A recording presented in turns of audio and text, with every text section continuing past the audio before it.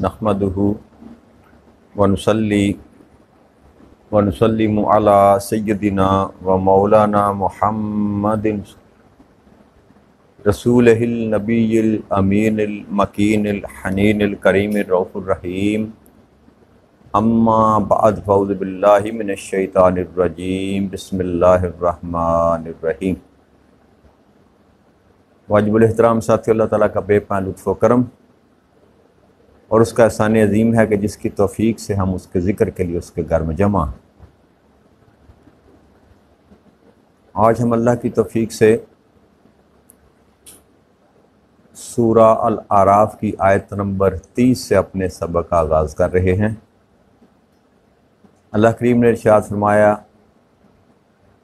فریقاً ہدا و فریقاً حق علیہم الضلالہ انہم اتخذوا الشیاطین اولیاء من دون اللہ ویحسبون انہم مہتدون۔ ایک گروہ کو اس نے ہدایت فرمائی اور ایک گروہ پر گمراہی ثابت ہو گئی، بے شک انہوں نے اللہ کو چھوڑ کر شیطان کو دوست بنا لیا تھا اور یہ گمان کرتے تھے کہ وہ ہدایت یافتہ ہے۔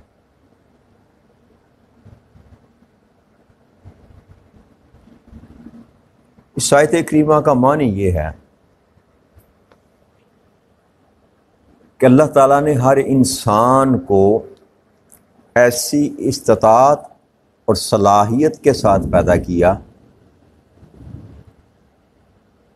کہ وہ رب کریم کی ذات اور صفات کو، اس کی وحدانیت کی معرفت حاصل کر سکے، خیر اور شر میں فرق کر سکے،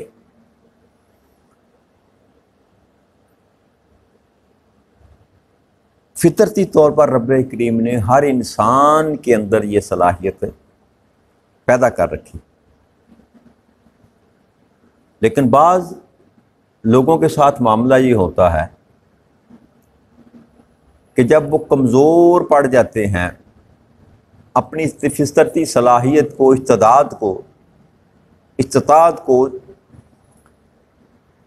چھوڑ دیتے ہیں تو شیطان ان پر غلبہ پا لیتا ہے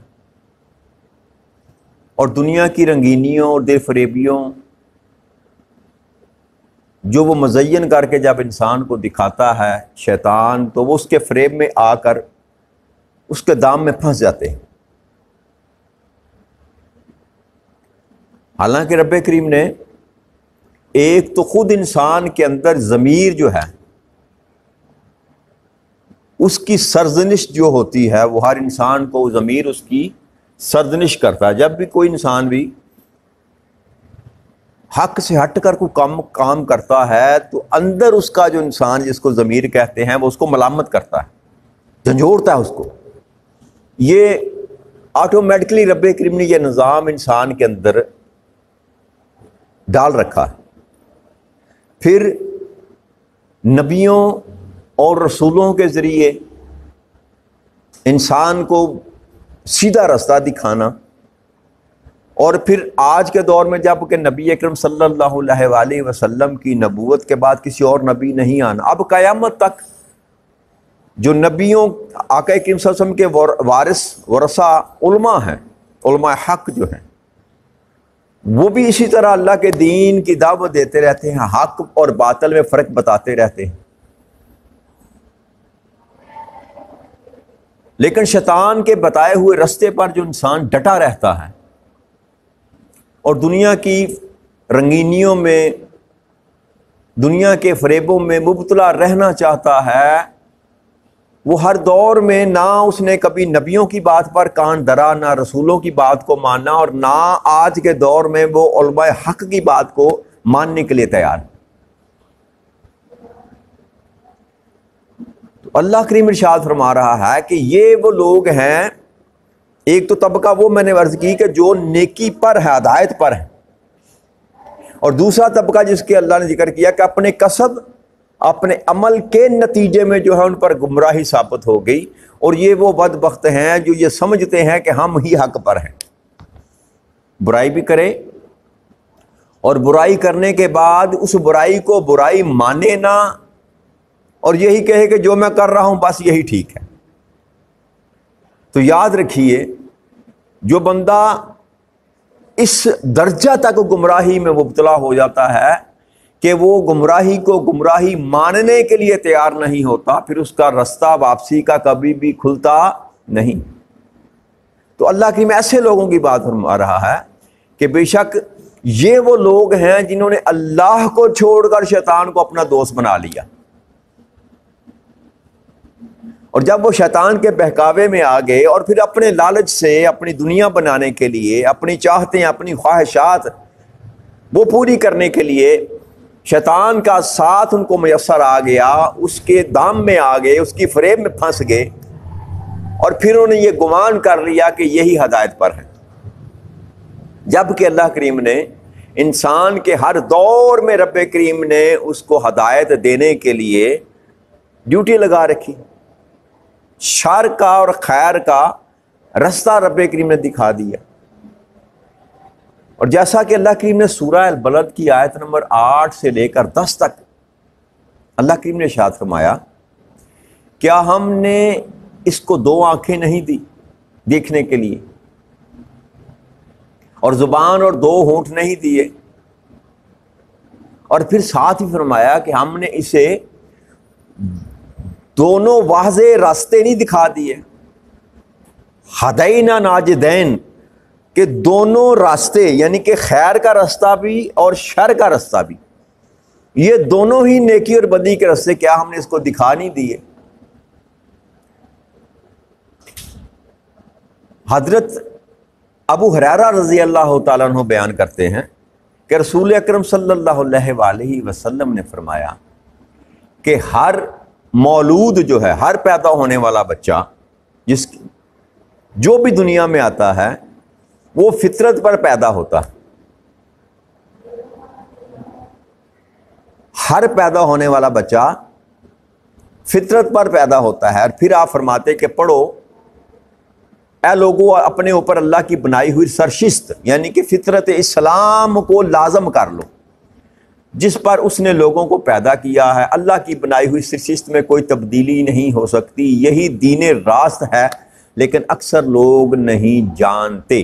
یہ سورہ روم کی آیت نمبر 30 ہے جو نبی اکرم صلی اللہ علیہ وسلم نے تلاوت فرمائی کہ ہر پیدا ہونے والے بچے کو حقیقت ہے اس کی فطرت ہے اس پر کاربند رہنا چاہیے، اور کی حقیقت اور فطرت کیا ہے؟ وہ اسلام ہے۔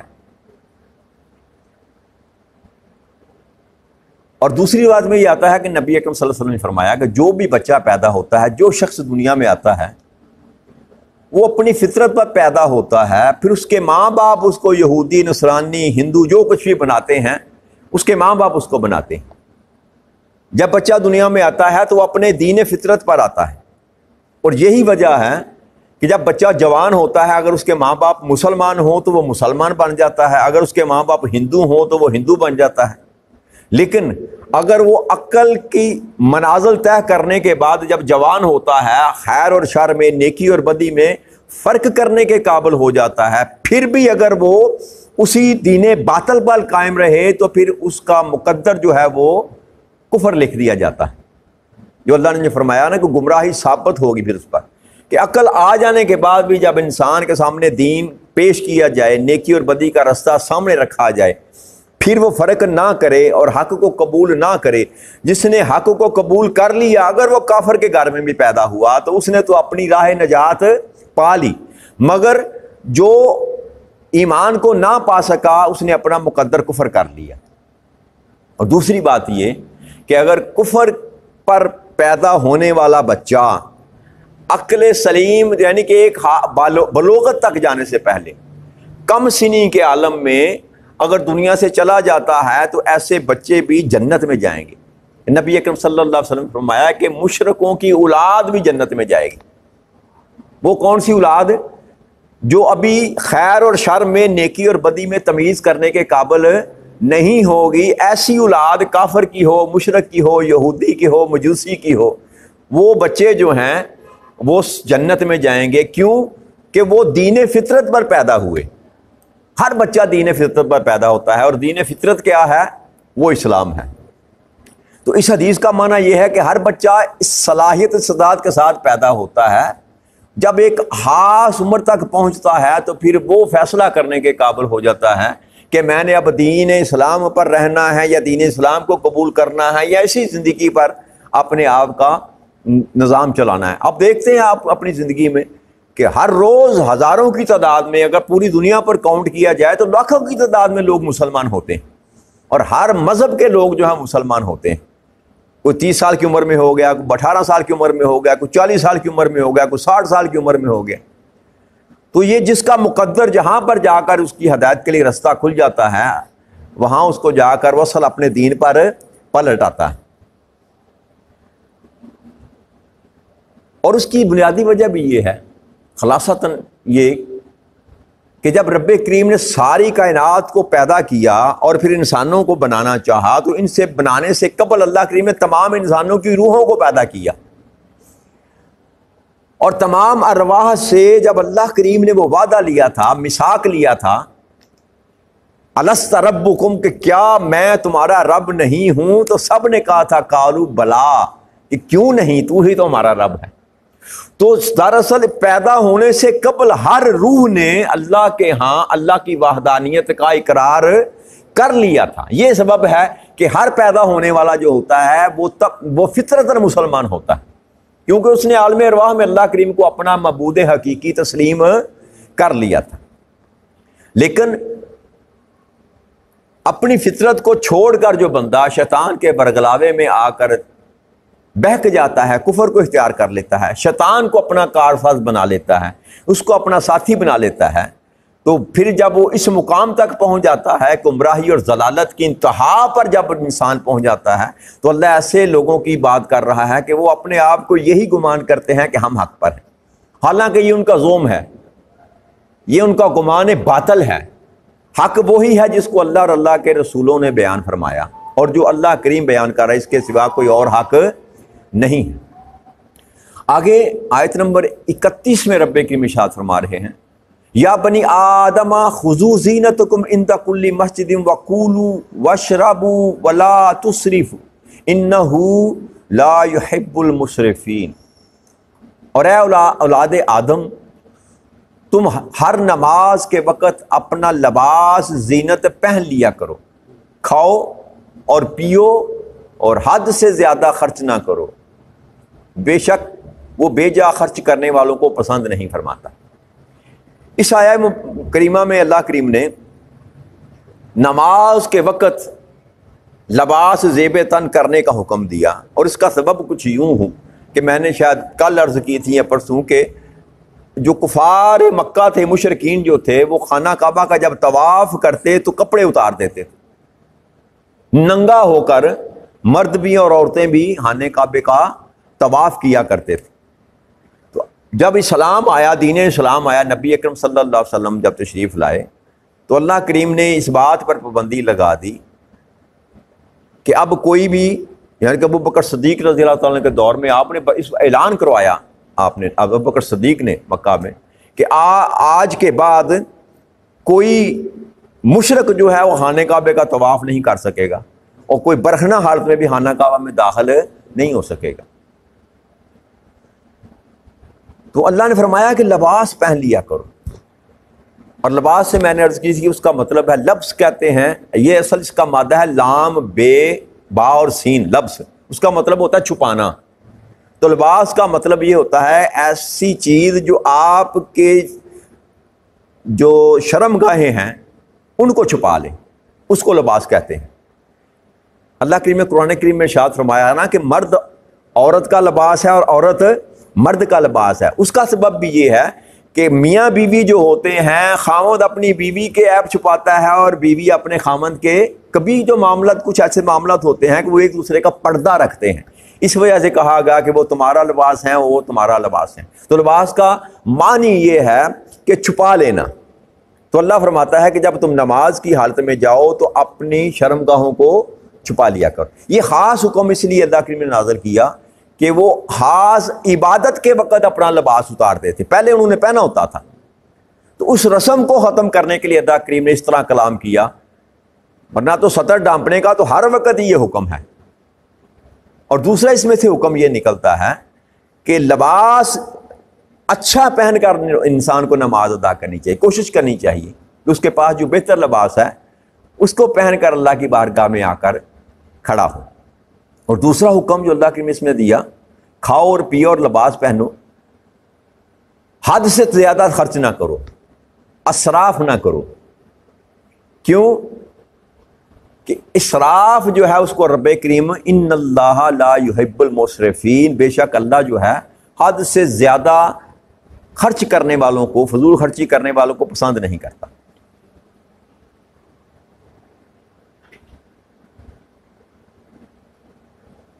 اور اس لیے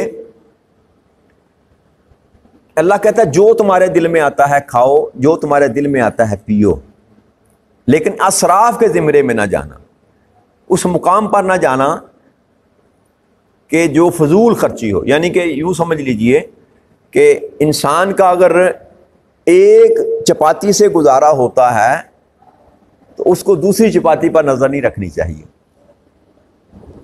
اور نبی اکرم صلی اللہ علیہ وسلم کی زندگی مبارک کو اگر دیکھیں نا تو آپ نے کبھی پیٹ بھر کے کھانا نہیں کھایا، زندگی میں کبھی پیٹ بھر کے کھانا نہیں کھایا، بلکہ نبی اکرم صلی اللہ علیہ وسلم کی حدیث مبارک ہے، آپ فرمایا کرتے تھے کہ 1/3 کھانا کھایا کرو، اپنے پیٹ کے 3 حصے کر لو۔ اس حدیث مبارک کا مفہوم یہ ہے کہ اپنے پیٹ کے 3 حصے کر لو، 1 حصہ کھانے کے لیے رکھ لو، 1 حصہ پانی کے لیے رکھ لو، اور 1 حصہ ہوا کے لیے رکھ لو۔ یعنی یہ نہیں کہ تم نے سارے کا سارا میدا جو ہے وہ روٹی سے ہی بھر لینا ہے، اب نہ پانی کی گنجائش باقی بچے اور نہ اس میں ہوا کی گنجائش بچے۔ مقصد کیا تھا کہ تھوڑا کھایا کرو۔ اور یہ بھی کہا جاتا ہے کہ جب بھوک لگے تو کھاؤ، اور ابھی بھوک باقی ہو تو کھانا چھوڑ دو۔ نبی اکرم صلی اللہ علیہ وسلم کی مجلس میں ایک شخص نے ڈکار لیا تو آپ نے اس کو منع فرمایا کہ میری مجلس میں ڈکار نہ لیا۔ یہ ضرورت سے زائد کھا لینے کی وجہ سے سارا معاملہ ہوتا ہے۔ تو یہ نہ اللہ پسند کرتا ہے اس بات کو، نہ اللہ کا رسول پسند کرتا ہے کہ انسان بس دنیا میں کھانے کے لیے ہی آئے اور کوئی کام نہ ہو، بس یہی دل کرے کہ انسان کھاتا ہی رہے، کھاتا ہی رہے، کھاتا ہی رہے۔ تو ایسی چیزوں سے اللہ کریم نے منع فرمایا اور اللہ کے رسول نے منع فرمایا۔ اور اللہ کریم کا جو دین ہے اور نبی اکرم صلی اللہ علیہ وسلم کی جتنی بھی اپنا ہدایات ہیں وہ انسان کو اعتدال سکھاتی ہیں، میانہ روی، عبادات میں، معاملات میں۔ یعنی کہ نبی اکرم صلی اللہ علیہ وسلم کے صحابہ نے وصال کے روزے رکھنے شروع کیے تو آپ کمزور ہونا شروع، آپ نے منع فرما دیا، آپ نے فرمایا تیرے جسم کا بھی تمہارے پر حق ہے، لہٰذا ہر چیز میں اعتدال ہے، عبادت میں بھی اعتدال۔ اتنی عبادت نہ کر کہ تیرا جسم جو ہے وہی تھک کر چور ہو جائے، اس کا بھی جسم کا بھی تجھ پر حق ہے۔ تو ہر چیز پر رب کریم نے، اللہ کے رسول نے اعتدال سکھایا کہ اعتدال میں رہ کر انسان کو زندگی بسر کرنی چاہیے۔ یہی معاملہ کھانے کے ساتھ ہے، یہی معاملہ زینت کے ساتھ ہے۔ اگر آپ کے پاس مال ہے اور آپ اچھا کپڑا نہیں پہنتے تو یہ بھی اللہ کی نعمتوں کا کفر ہے، اور ضرورت سے زیادہ اگر آپ اپنے جسم کی نمائش کرتے ہیں تو یہ بھی اللہ تعالیٰ کو ناراض کرنے والی بات، یہ اسراف میں آتی ہے۔ لباس ایسا پہنے جس سے آپ باوقار لگیں، اپنی استطاعت کے مطابق اچھا لباس پہننا یہ بھی انسان پر واجب ہے۔ اور پھر بہت زیادہ قیمتی پوشاک جو پہنی جاتی ہے محض اس لیے کہ لوگ مجھے اچھا جانیں، لوگ میری عزت کریں، اپنے وقار کو بلند کرنے کے لیے، تو یہ بھی اسراف کے معنی میں آتا ہے۔ اچھا لباس پہننا جو ہے، نبی اکرم صلی اللہ علیہ وسلم عام زندگی میں تو اچھا لباس بہت کم پہن، لیکن کبھی کبھی جب آپ کو خدیاتاً لوگ تحفہ دیتے تو کبھی آپ بڑا بڑا اچھا لباس بھی پہنتے تھے، لیکن عام زندگی میں آپ نے اپنا لباس سادہ رکھا۔ بلکہ یہاں تک آپ بچپن سے آپ پڑھتے چلے آ رہے تھے کہ آپ پیوند لگے کپڑے پہن لیتے تھے، یعنی کہ قمیض پھٹ گئی تو اس پر کسی اور رنگ کی ٹاکی لگا دینا، اس کو پیوند کہتے ہیں، اسی رنگ کی ٹاکی لگا دینے کو پیوند نہیں کہتے۔ یعنی کہ پیوند لگے ہوئے کپڑے بھی نبی اکرم صلی اللہ علیہ وسلم زیب تن کر لیا کرتے تھے۔ کس سبب سے؟ اس لیے تاکہ تلقین ہو، امت کو یہ پیغام ملے کہ ضروری نہیں ہے کہ لباس جو ہے صاف ستھرا ہونا چاہیے، پاک ہونا چاہیے، ضروری نہیں ہے کہ بہت قیمتی ہو۔ اور یہ سلف صالحین کا جو لباس ہوتا تھا نا، وہ بلا ضرورت بھی اپنے لباس میں پیوند لگا لیتے تھے. ہمارے جو کابرین جن کو ہم اولیاء اللہ کہتے ہیں نا، ایک گدڑی عام سنتے ہیں نا، اب 2 3 4 رنگ کا انہوں نے کپڑا پہنا ہوتا ہے، تو وہ شوق کے ساتھ پہنتے تھے اور وہ سنت سمجھ کر پہنتے تھے کہ نبی اکرم صلی اللہ علیہ وسلم پیوند لگا لباس زیب تن کیا کرتے تھے. اور اس طرح کا لباس پہننے سے انسان کے اپنے من کے اندر غربت آتی ہے. وہ جو میں ہوتی ہے نا، میں جو ہے اس کو قتل کرنے کے لیے ایسا کام کیا جاتا ہے کہ انسان کے اندر جو ہے نا، انسان کے نفس کے اندر غربت کا اظہار ہو. لیکن یہ ہے کہ اللہ کی، اگر اللہ نے آپ پر نعمتیں کی ہیں تو اس کا اظہار کرنا، یہ بھی اللہ تعالیٰ کی نعمتوں کا اظہار کرنا، یہ بھی انسان پر واجب ہے. تو کھانے کے متعلق یہ ہے کہ آپ کا جو دل چاہے آپ کھائیں، لیکن فقط کھانے کے لیے انسان زندہ نہ رہے. اس کو شریعت پسند نہیں کرتی کہ بس آپ کی طلب رہے کہ میں نے یہ کھانا ہے، یہ کھانا ہے، یہ کھانا ہے. جیسا کہ آج ہمارے معاشرے میں ہے نا، آج تو ایسا لگتا ہے کہ جیسے ہم زندہ ہی کھانے کے لیے ہیں، ہمیں اور کوئی کام ہی نہیں ہے. بازار میں چلے جائیں نا، ہر چونک میں، ہر گلی میں، ہر نکر پہ آپ کو کھانے کے سوا کوئی اور، آج کل تو رات کا سما ہی ہوتا ہے، یا کہیں پر پیزا ہے، برگر ہے، شوارما ہے، پتہ نہیں کیا کیا کچھ ہے. یہ فقط اس لیے ہے کہ اب ہم نے کھانے کو زندگی کا مقصد بنا لیا، جبکہ کھانا انسان کی زندہ رہنے کے لیے لازم ہے. زندہ رہنا کھانے کے لیے، انسان کے لیے لازم نہیں کہ انسان اس لیے زندہ رہے کہ میں نے کھانا ہے. لیکن آج ہمارا مطمع نظر جو ہے عامت الناس کا یہ ہو گیا کہ ہم کھانے کے لیے زندہ رہتے ہیں. میں نے یہ بھی کھانا ہے، میں نے یہ بھی کھانا ہے. انسان کی خواہشیں جو ہیں وہ پوری ہی نہیں ہو رہی، جبکہ کھانا صرف انسان کو زندہ رہنے کے لیے اللہ کریم نے فرمایا اتنا کھاؤ جس قدر تمہاری زندگی کا نظام چل سکے. تو اس لیے ایسی چیزوں سے بھی ہمیں پرہیز کرنا چاہیے. اپنے لباس کا خیال رکھیں، اپنے کھانے پینے کا خیال رکھیں کہ ضرورت سے زیادہ جو کھانا ہے وہ انسان کی صحت کے لیے بھی نقصان دہ، انسان کی صحت کے لیے بھی. جو بندہ کم کھاتا ہے وہ زیادہ اچھی صحت گزار سکتا ہے، اور جو جتنا شکم کہتے ہیں، شیر شکم کرنے والا بندہ، پیٹ بھر کے کھانے والا بندہ جو ہے اس پر زیادہ بیماریاں آتی ہیں. لہٰذا اس میں برکت بھی ہے، اللہ اور اللہ کے رسول کا حکم ماننے، اس پر نیکی بھی ہے، اور حکمت بھی یہ ہے کہ کم کھانے والا بندہ، وہ کہتے ہیں لمبی عمر پاتا ہے. عمر تو اتنی ہوتی ہے جتنی اس نے لکھوا کر آیا تھا. حقیقت میں یہ ہے لمبی عمر کا مطلب وہ بیمار کم ہوتا ہے، اس کے جسم کو تکلیف کم آتی ہیں. اور جو جتنا زیادہ کھائے گا اتنا زیادہ وہ بیماریوں میں مبتلا ہوگا. تو یہ حکم جو رب کریم دے رہا ہے، اللہ کو کچھ فرق نہیں پڑتا. ابھی کھانا ہے تو آپ نے اپنا کھانا ہے، جی آپ کے پاس مال ہے، پیسہ ہے، آپ پر رزق کی فراوانی ہے، تو اللہ کریم کو اس سے کچھ فرق نہیں پڑتا کہ آپ تھوڑا کھائیں یا زیادہ کھائیں.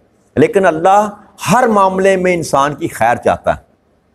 ہر معاملے میں ضرورت سے زیادہ آپ خرچ کریں گے تو غربت میں آ جانے کا سبب بھی بن سکتا ہے. انسان فضول خرچی کرے، ایک وقت میں آپ کی آمدن زیادہ ہے، آپ کو عادت پڑے گی زیادہ خرچ کرنے کی، کبھی آمدن کم بھی ہو سکتی ہے. تو شاہ خرچی جو ہوتی ہے وہ انسان کو غربت کی دہلیز پر لے جاتی ہے. اس لیے اللہ نے منع فرمایا کہ اعتدال کے ساتھ خرچ کرو. اور کھانے کے معاملے میں بھی جو میسر آ جائے اس کو خوشی کے ساتھ کھا لو، اور پیٹ بھر کے کبھی نہ کھاؤ. ہمیشہ پیٹ کو خالی رکھ کر کھاؤ، کیونکہ یہ سنت رسول بھی ہے اور یہ حکم خدا بندی بھی ہے. تو یہیں آج کی بات کو ختم کرتے ہیں. اس سے آگے اللہ نے چاہا تو کل بات کریں گے. وما علینا الا البلاغ المبین. السلام علیکم ورحمۃ اللہ.